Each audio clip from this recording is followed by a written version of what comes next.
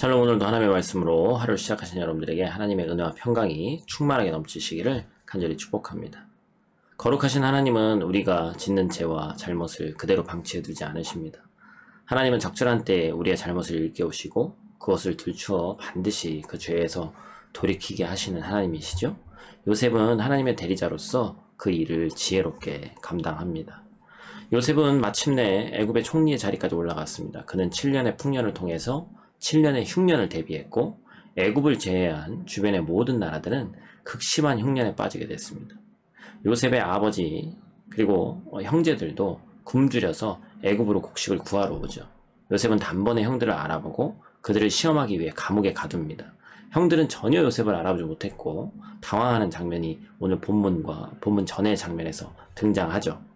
일부러 형들을 시험하기 위해서 옥에 가둔 요셉은 사흘 후에 형들에게 목숨을 구할 새로운 조건을 제시합니다. 시므온만 남기고 나머지는 집으로 돌려보내서 막내 동생 베냐민을 데려오게 하는 것이었어요. 이는 형들이 베냐민을 대하는 태도를 통해서 그들이 과거 자신에게 행한 잘못을 진정으로 회개하는지 여부가 드러나게 되기 때문입니다. 진정한 회개란 무엇이에요? 바로 과거의 잘못을 진심으로 후회하고 다시는 그런 일을 행하지 않도록 결단하는 것입니다.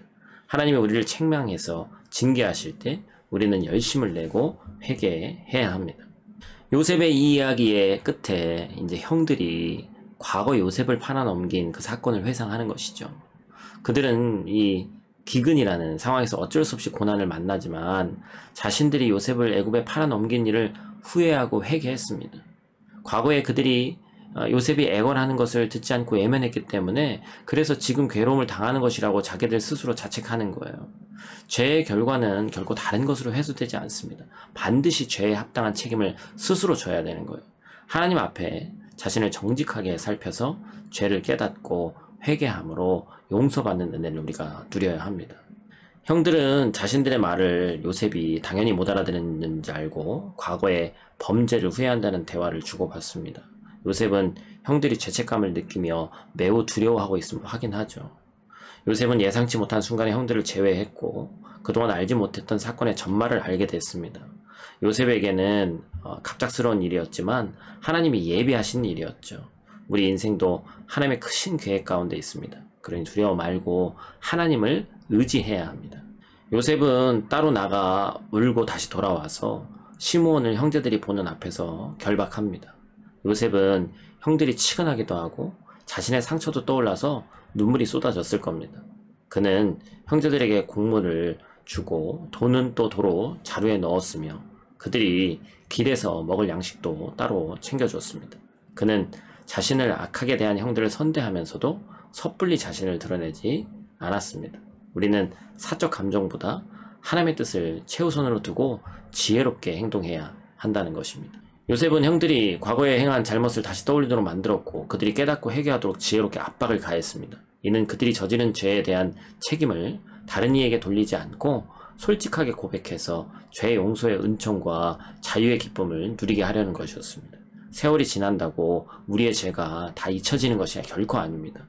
우리의 죄를 깨닫고 회개하는 것, 그것이 바로 가장 지혜로운 선택이라는 사실을 잊지 말고 오늘 하루도 하나님의 말씀으로 승리하는 여러분들 되시기를 간절히 축복합니다.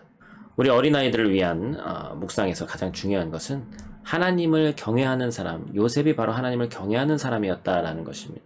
경외의 뜻을 우리가 잘 설명해 주시고 아이들 큐티책에 있어요.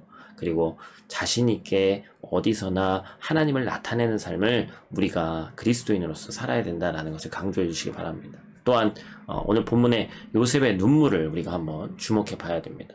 요셉이 왜 울었을지 아이들에게 한번 물어봐 주시고 그 눈물에 공감하며 요셉의 그 마음에 공감할 수 있는 것들을 아이들이 볼 수 있게 오늘 말씀을 깊이 묵상할 수 있게 여러분들이 도와주시기를 부탁을 드립니다. 오늘 말씀으로 오늘도 새로워지고 승리하는 오늘 하루 사시기를 간절히 축복합니다. 기도하겠습니다.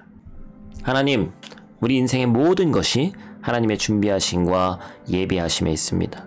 우리가 요셉이 형들을 만나고 또 그 과정 가운데 그들의 죄를 또한 다시 한번 느끼게 하며 그래서 결국에는 그 모든 일들이 하나님의 섭리 안에서 이루어졌다는 것을 우리가 본문을 통해서 보게 됩니다.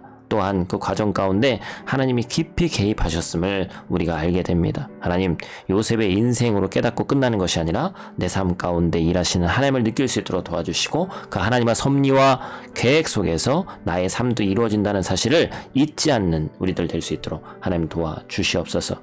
눈물로 지새운 요셉의 나날들을 하나님이 갚아주심을 우리가 함께 기뻐할 수 있도록 도와주시고, 혹여 지금 우리 가운데 눈물 가운데 있는 지체가 있다면 하나님이 위로하여 주셔서 주님께 영광 돌리는 귀하고 복된 오늘 하루의 삶이 될 수 있도록 하나님 도와주시옵소서. 오늘 하루도 눈동자와 같이 지키실 줄 믿사오며 예수님 귀하신 이름으로 기도드립니다. 아멘.